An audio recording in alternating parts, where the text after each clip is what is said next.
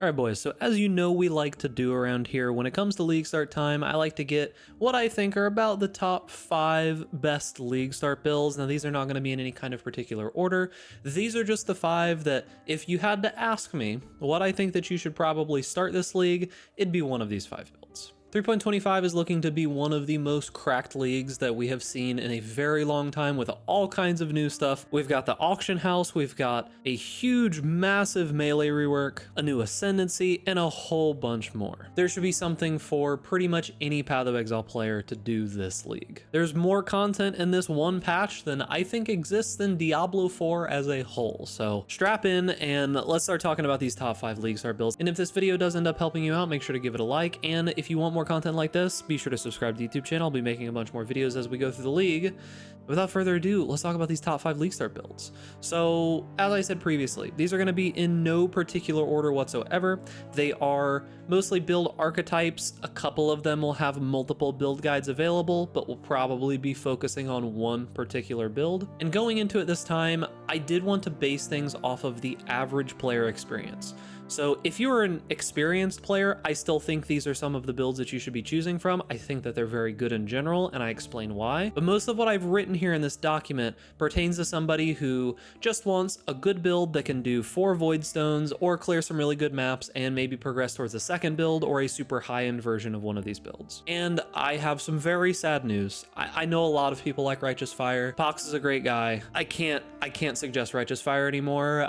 I looked at some of the information about it, and Pox seems kind of sad about the state of Righteous Fire on League Start. Everybody seems kind of sad about the state of Righteous Fire on League Start. It's gonna be one of the first times that I really heavily cannot recommend Righteous Fire, even with Pox's guide available. So with all that out of the way, let's talk about our first build. So the first build here is going to be the Lightning Strike Warden by Palstron. This is a new ascendancy, so please do keep that in mind. There is some debate on how good this is going to be in comparison to some of the other ascendancies that you could use here. Notably, I have included an additional guide in case that the Warden is bad. You can go with the Deadeye version of it by Tuna. However, the Warden on paper and like conceptually in my mind looks to be a very strong ascendancy for this, and Lightning Strike got massively buffed in comparison to a lot of other skills. So in my opinion, it is going to be probably the league starter this league. I think it's Lightning Strike, if I had to be honest with you. It's going to be a super zoomy build. You'll be able to get through maps extremely quickly, clear most of the screen extremely fast. It will be okay at bossing. It's not going to be amazing at bossing, but it will be okay. Now, talking about cost for this build should be relatively cheap. There are very few uniques used in the early game version of this build. It's basically just Perseverance and Inertia. Perseverance was like 14 Chaos day 1 in Necropolis, and then it like tanked extremely fast after that. There's a couple builds that are going to be using this, but it's a tier 4 rarity unique. I could see somewhat expensive day 1, day 2, but it's just going to keep tanking after that. I don't see any reason for the tier of this to be adjusted this league, so you should be fine. As for Inertia, it is a corrupted jewel, so there is like some small chance that if literally everyone is using this day 1 for some reason, that it might be expensive, but very, very unlikely. And then lastly, Palstron's version is not using the transfigured version of Lightning Strike. I do think that Tuna is.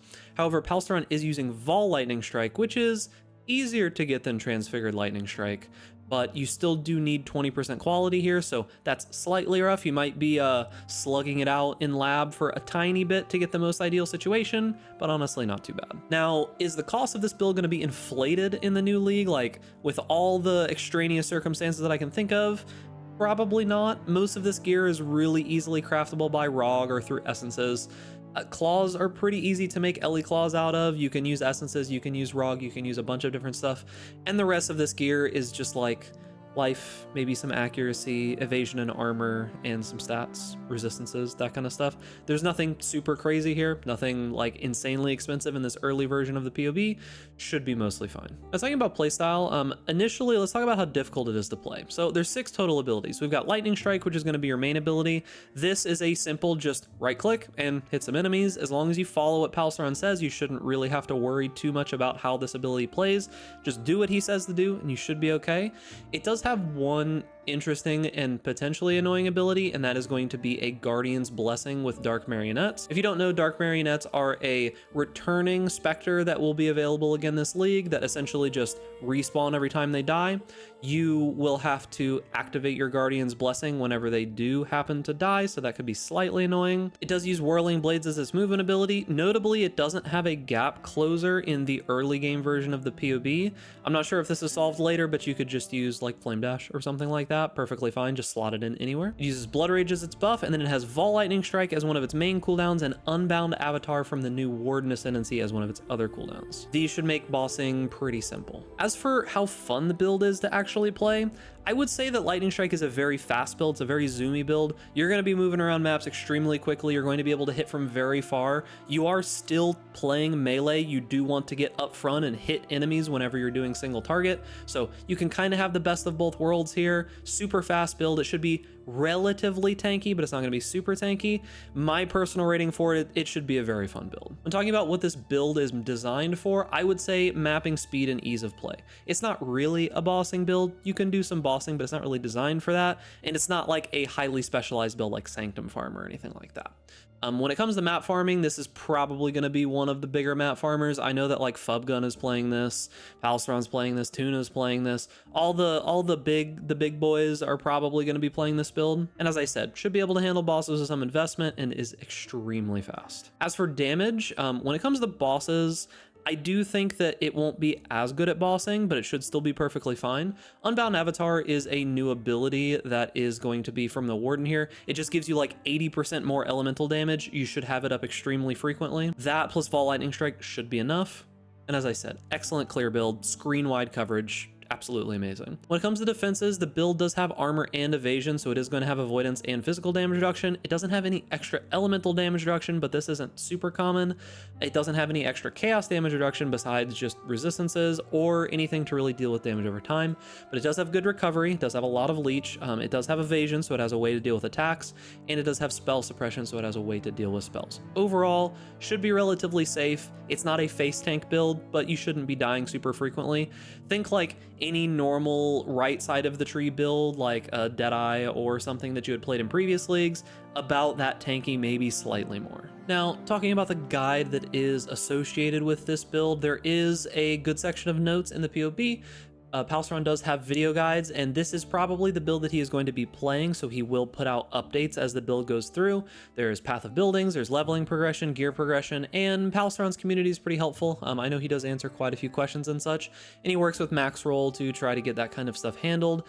If you can't find enough help here, there is another version by Tuna that might be able to answer some questions as well, but Palstron's guides are typically pretty high quality and all of the information should be there. This is probably like the build if I had to choose one of them that's going to be really good and somewhat new or different this league. It uses the new Ascendancy. It's technically melee, it's a fun ability, it can do most things, and it should just be a lot of fun. Next build on the list is going to be Archmage Ice Nova Heirophant by Zizarin. This build was probably the biggest takeaway from 3.24. It was the build if I had to choose one of them. It got insanely popular, it was good for most things. This was probably the biggest buffed ability from that patch, and everybody kind of realized it. Even to this point, now at the very end of Necropolis League, this was one of the most popular builds. So absolutely excellent build, and it only caught a few very slight nerfs to mana cost essentially because of one of the support gems, and that's pretty much it. Now, there are one or two kind of slight issues with the build in that very early on it can feel slightly clunky because it is a 2-button build, but this is fixed as you gear up and you move into Katabasis Thirst and other things, so I wouldn't worry too much about it as long as you can make it through the first probably couple of days and you don't mind a 2-button playstyle that much, should be more than fine. So when it comes to cost for this build, it should be relatively cheap early. However, there is kind of one sticking point, and that's going to be at the middle tier of the gear. Is going to be Edziri's Foible. This item in the last league, Necropolis, did get up to about 180, 200-ish chaos, and I could see it getting similarly expensive. Now, this is technically not a completely required unique. You could get a rare with a bunch of mana and other stuff on it, but it is extremely powerful. It is included in the middle tier, and it can get quite expensive. So be aware that this is probably the most expensive piece of gear that you're going to be buying early on.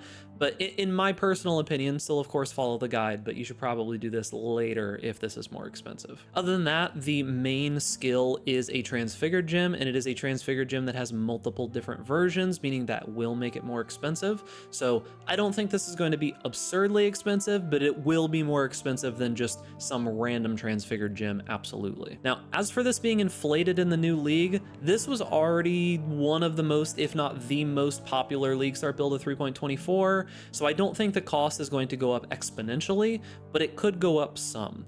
Because this was so powerful and because it receives very few nerfs, I could see more people playing it than they did before, but at the same time that could be offset by people not wanting to play the same thing again.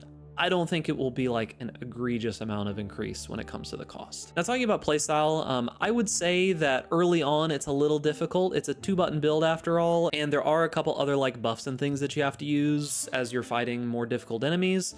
But later on, it's a 1-button playstyle, and the buffs aren't that big of a deal. You kind of just ignore most things besides like pinnacle bosses and things like that. So early on, a little rough. Later on, not so rough. As for how fun is it to play, it kind of syncs up perfectly with what I said before. Early on, I think this is a less fun build. I don't personally think that 2-button playstyles such as this one are that enjoyable, but later on, when you turn it into a 1-button playstyle, it is a significantly more enjoyable experience. You're zipping and zooming around the map, you're relatively tanky, you have good recovery, which is the most feel-good layer of defense that exists, and you're doing good damage to basically everything. So feels pretty good later, kinda early on, and Zizarin mirrors this in his video. He says a very similar thing. Now, when it comes to the power of the build is good at bossing, it is good at mapping. Early on, it is not super fast, but it does scale in speed as you get more cast speed because of Frostblink of Wintry Blast. So as you scale your gear and as you get more cast speed and such, the speed does increase a pretty decent amount. And the ease of play, it is easy to play, but I do note here that it is only once you have Katabasis Thirst, as I said previously. This also isn't like a heist build or a sanctum build or anything like that, so it's not made for specific content, but it should be able to do most things comfortably in the game. Talking about damage, for bossing, you do have to swap to Arcanist brand, but you should still be able to do all 4 Void Stones if you are a relatively decent player. When it comes to clearing, early on, the clear may not be as good as some other builds, but it is still very good clear, and later once you have Katabasis Thirst and everything, it's a very excellent clear build, very excellent overall build. Now, looking at the defensive layers here, this may be slightly misleading simply because of the way that this build does its defenses. It doesn't really have avoidance or any real chaos reduction, damage over time reduction, or anything really to deal with attacks or spells specifically. However, it does have a very large effective health pool, excellent recovery because it has like a ton of leech and a ton of mana regeneration, and a lot of your health is based on your mana. And then on top of that, the changes to endurance charges does make it so that there is some extra built-in elemental damage reduction in the ascendancy, since you do get 4 endurance charges just base, and then it always had some physical damage reduction because of the same reason. While it doesn't have a lot of specific layers, it still is just very tanky in the sense of very high effective health pool and very high recovery in general. When it comes to the guide itself, this is a Zizarin guide. They are known for being relatively in-depth. There's good written guide and notes. There is a video guide, of course. There's a full path of building, leveling progression, gear progression, and Zizarin's community is very helpful. There's tons of places that you can get support for this. I have down here linked both the video from Zizarin as well as the video from Garatha, which is a kind of more defensive setup. Garatha is the person that Zizarin collabed with last league on this build and was kind of the originator of the Ice Nova of Frostbolts version. However, Palsteron was the one that popularized the Katabasis Thirst helmet, and that's kind of similar to the version that Zizarin is running now. I have linked both of these just because it's worth at least looking at the other one, but I do think for softcore specifically, the Zizarin version is going to be better. Now, every league, I typically go and at least take a look at what the cat is doing, what Rutu is doing, because most of the times the builds that he plays are just ruthlessly efficient and extremely powerful for what they are, and this isn't really any different than what it's been this entire time. A good build that uses a bunch of weird or unused uniques and very little gear to end up with a very powerful end result. And of all the skills to choose, it's Frostblades of Katabasis. Now, I myself and basically everyone else when we looked at the skill was like a damage over time based Frostblade skill, and we were kind of wrong in looking at it that way, I guess. Maybe it was intended to do damage over time, but Rue here has essentially completely ignored the damage over time. Now, this video that you see in the background, Rue does not make YouTube videos. He only streams. He does not make any content like that whatsoever. So this is a fan channel that has kind of put stuff together for what he shows on stream. But if you watch this video here and you see that when Rue is attacking, Frostblades of Katabasis has this kind of effect to it where it cleaves all the enemies that it hits. He's scaling just the normal damage, not actually the ground effect. So keep that in mind. Otherwise, this kind of just works like a normal melee skill that you can attack from essentially any range. You can hit up close, you can hit pretty much all the way on the other side of the screen. It's a very weird ability, but it does seem pretty good in general. Now, one other thing to quickly know about Rue is that he does make a build sheet every single league of all of the different builds and POBs that he's worked on. I've included that linked here, and we're going to mainly talk about the Frostblades of Katabasis here. Now, talking about the cost of the build, if you look at this, if we jump down to the Eater Exarch version, which is probably reasonably what most people are going to be doing, we're using things like White Wind and Southbound, Perseverance, Dark Ray Vectors. These are all insanely cheap uniques, right? There's nothing super special here. So it's using like 2 or 3 mod items and a bunch of like who asked tier of uniques. Like this is like tier 5 uniques, tier 4 uniques, 1C, 1C, 1C, all abound, right? And they can't realistically get that expensive. White Wind will probably be 5 to 10 chaos on day 1, and it should go down from there. It is a completely like who cares unique, right? Same goes with basically everything here. Now, this does use a transfigured gem. Keep that in mind. It does use Frostblades of Katabasis. However, Frostblades of Katabasis is the only transfigured version of Frostblades, meaning that it is easier to get because of how the altar works.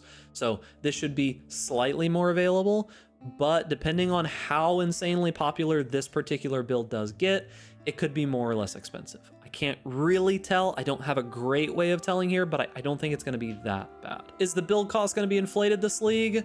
Out of all of the people that can inflate a build cost very easily, Rue's probably at the top of that list. He's one of the best build makers in the entirety of the game, and unfortunately that does mean a lot of price fixers tend to watch what he is doing. That said, he very much goes out of his way to make things super efficient and use like the cheapest stuff that he possibly can. There should not be a ton of problems here. I will note, this is not as strong as Cast on Crit DD was last league. It is not anywhere close to that. That build was one of the most broken things that's basically ever been made in Path of Exile. This build is still really good, and I think it'll still be really effective and really strong and really fun, but don't expect like cock DD level of power here, okay? Going into that, it would not be fair to the build. So let's talk about playstyle. Difficulty of the build, it's extremely easy to play. It's got one ability. You can attack from whatever range that you like. It's essentially a range skill. Use Whirling Blades to move around, Frostblade to jump over stuff, and Enduring Cry to give yourself some endurance charges and some buffs early on. That's pretty much it. As for how fun it's going to be to play, the build is very fast. It should have really good attack speed, and there are, as you move into the later versions of this POB, some really cool and interesting defensive layers, especially towards the end game, that scale up extremely well with the new way that endurance charges work. And because it's a Slayer, you're going to be able to scale frenzies and endurance charges at the same time. It really is a pretty powerful build, and it gets up to some pretty crazy numbers all around once you really get up there. Rue's done a great job once again, and his POBs are always quite good, and I think this one is quite good as well. Now, as for what the build is designed for, it should be able to do bossing, it should be able to do mapping, it should be able to move around pretty quickly, and it's pretty easy to play. It's not made for any specific kind of content. Like, this isn't a Sanctum build, this isn't a heist build, this isn't anything like that. It's just an all-rounder type build. Now, there is one thing to note here. People might be seeing Southbound gloves and thinking like, but your hits can only kill frozen enemies. Remember that this doesn't really matter. The hits will bring them to 1 health, and then Frostblades of Katabasis does have a ground dot effect that is not a hit that will finish off any enemy. So Just clever use of mechanics once again from Rue. This is like almost an entire additional skill gem, and it's got like percentage life and everything. Just all around clever mechanics here. I already kind of talked about the damage, but it should be a good bosser. You should be able to do 4 Void Stones. It's a strong clear build. It's not going to be like screen wide clear, like you're not going to attack once and just clear 3 screens in front of you, but it is still quite good. It is still a pretty decent all-rounder, and it moves pretty fast, so it should be fine. When it comes to defenses, however, this is one of the builds that ticks the most things on this list for me. It has avoidance from evasion, it's got elemental damage reduction and physical damage reduction coming from endurance charges. It doesn't have a ton of chaos reduction. Later on it does, because it does get some max resistances and such, so it does actually tick this box much later. But because it has so many endurance charges and it has so much raw mitigation, it actually has a good amount of damage over time reduction, which is relatively rare in most builds. This in particular is going to feel very good.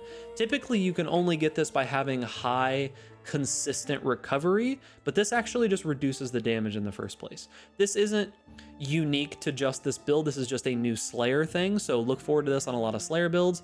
But once again, it has good recovery, it's a Slayer, and then it's got evasion like I said before, and it does have spell suppression later on, so it covers basically all bases. Now, as for the guide, do keep in mind Rue does not make video guides. The written guide is pretty good. It does have limited notes, but the POB is of very high quality and the leveling is done by Tai Killer, so the written guide is okay. It's short but high quality. There is no video guide. I have linked some videos of Rue talking about it, but once again, it is just from a fan-made channel. There is a full path of building. It's got leveling progression done by Tai, so it should be really good. It does have good gear and progression. When it comes to the community or a place to find help, this is the biggest downside, is that you will find almost nothing here community and help wise when it comes from Rue. He typically doesn't do like one-on-one build help. He doesn't answer questions super frequently, and you can get banned sometimes if you like ask quote unquote dumb questions. So do be aware of that. The build is extremely powerful, so I do want to include it here. Next, let's talk about a little bit of a weird build, and that's going to be Hexblast Mines. This is a Trickster by Ventrua. This is what I would probably call like the premier Sanctum farmer early game, as well as like early boss rushing into tier 17s. You can see in the video here on day 2 gear, he was doing tier 17 maps. The reason why this build is so good at this is because it is mostly immune to many map mods.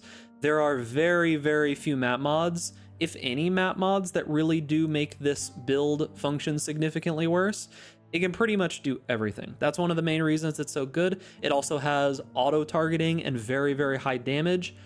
However, it is a mine build, so do keep that in mind. So talking a little bit about the cost of the build, it is somewhat cheap. However, there is potential for this to be absurdly expensive later, and we have no way of being able to tell. He has done some work to mitigate this, so it's not that big of a deal, but we'll talk about that in a moment. So this is using like a bunch of 1 Chaos Uniques, Dread Arc, the Restless Ward, Doedre's Tenure. These are all super, super cheap. Notably, a unique chest piece does mean that it's going to be difficult to get a 6 link, so do keep that in mind. And this build, in the early game version of it, does use cluster jewels. So if you don't like getting cluster jewels early, this is where a decent amount of the damage comes from, because you do need these particular mediums. They are quite important, as well as the small cluster for auras. So do keep that in mind. It is part of the build. You will need clusters. If you're playing on like solo self-found or something, this is probably not a build that you realistically want to follow. This is a trade league build. And once again, this does not use a T-gem for its main ability. It's just a normal gem, so you don't have to worry about that. However, let's talk about the one thing that could cause problems for this build, and this is going to be the Sandstorm Visage. GGG said that they're increasing the rarity of this because they didn't want to nerf the power of it, because they are buffing wands. So technically this build is stronger than it was before in some ways because of the buffs to Sandstorm Visage. However, you do have to be aware that this might be significantly more expensive. In 3.24, this item was 3.5 divines on day 1. It went down to like 2 divines by the end of week 1, but if it's getting more expensive because it's going to be rarer, there's a chance that this is very expensive early on. However, there are versions of the POB that do not use Sandstorm that still will be able to do plenty of damage and be perfectly fine, so keep that in mind. That's why I've included it here, but I did want to at least mention that. Now, talking about the playstyle, this is probably one of the more difficult builds to play overall, simply because it does have so many buttons. We do have Hexblast as our main ability. We are using this with a mine, meaning you need to place the mine. It is automatically detonated through an automation detonate mines here. However, that does pose some weirdness with how often these detonates go off. You have 2 movement abilities, which is going to be Shield Charge for getting around, Flame Dash for covering gaps.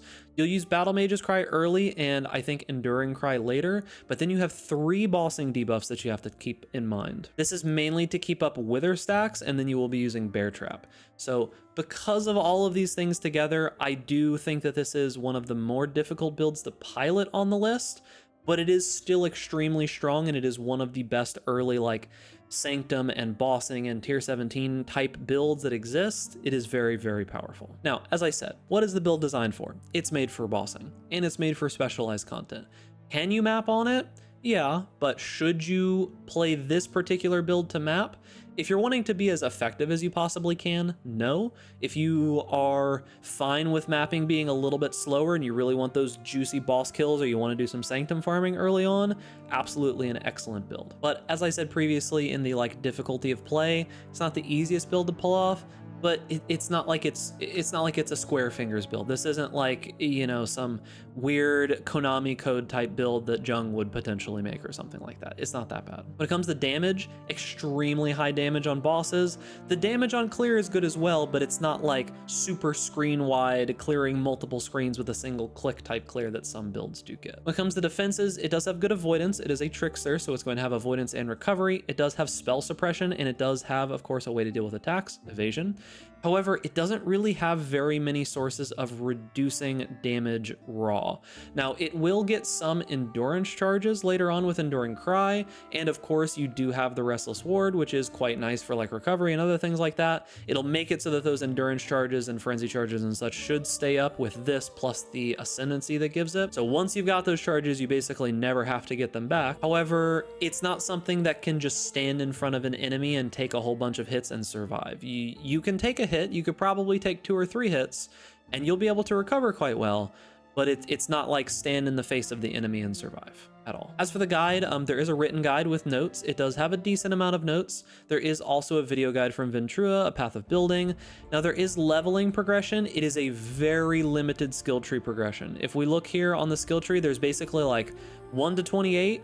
It doesn't really tell you where to go at all, and then it's like 28 to endgame, essentially. So you kind of have to know what you're doing when it comes to the skill tree. I probably wouldn't recommend this for a very new player anyways, but in the notes, it does have very good gem progression. So it does have at least that, but the skill tree is a little lacking when it comes to leveling up. Your progression is still very good. As for community or places to find help, it does say in the POB here specifically that if you have more questions or something isn't working, just watch the guide and it should be there.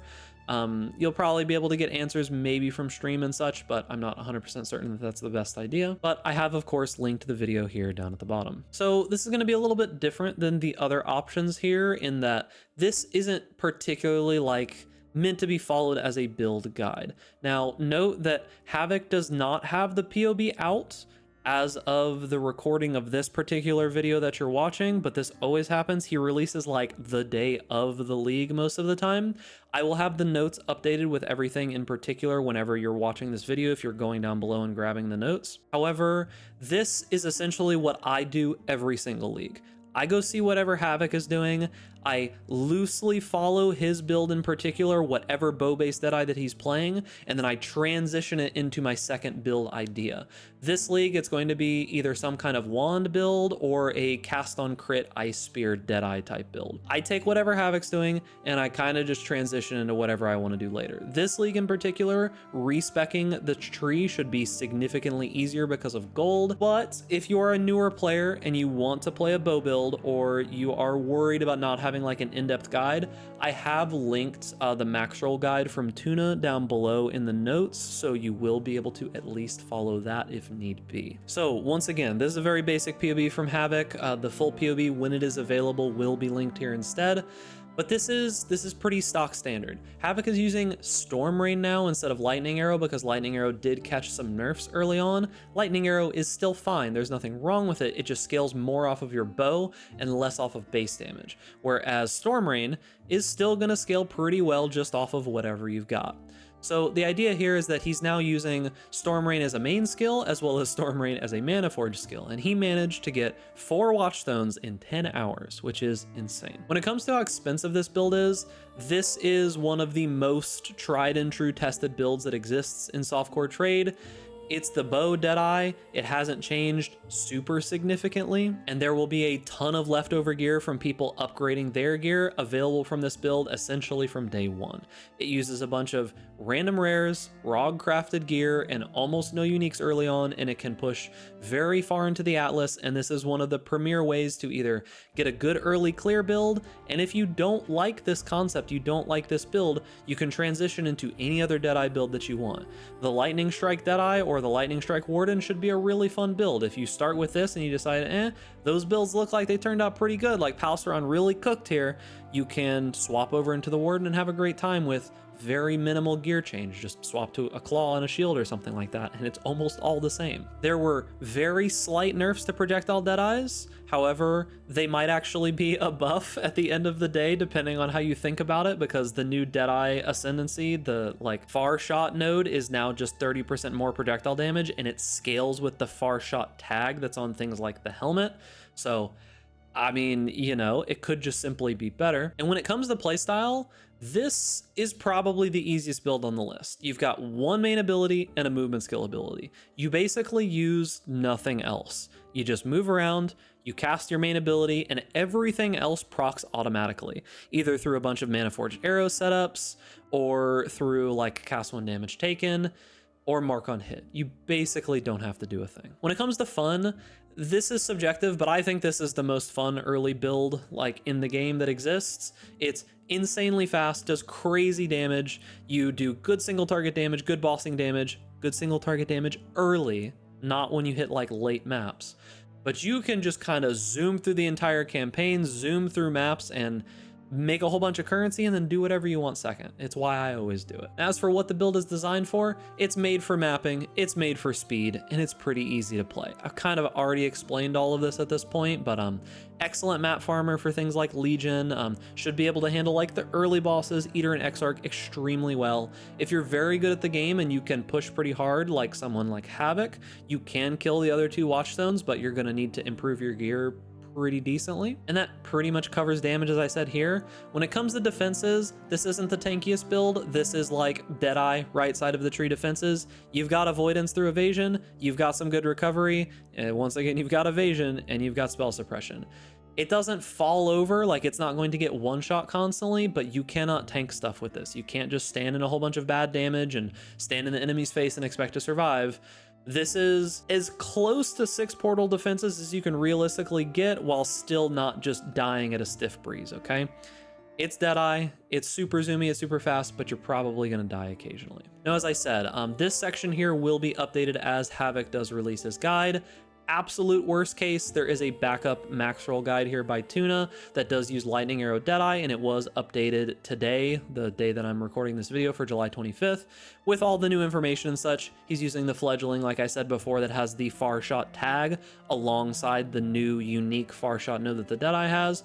So you could follow this if Havoc doesn't get it in time, or if you just want to really particularly focus on a super end game bow build and not do a transition. And that's going to be it for the video. All of the notes that you saw in this video are linked down in the description. It's just where I'm putting everything that I do with my content nowadays. So if you have any questions or anything, I do suggest that you go to the communities of these build guide makers, as I am not officially hosting any of these builds or doing any help for them. I'm just trying to promote the people that I think made good builds and hopefully preventing you from making a mistake and choosing the wrong build. I know a lot of people are going to want melee, but realistically, I wasn't super impressed by a lot of the melee builds that came out.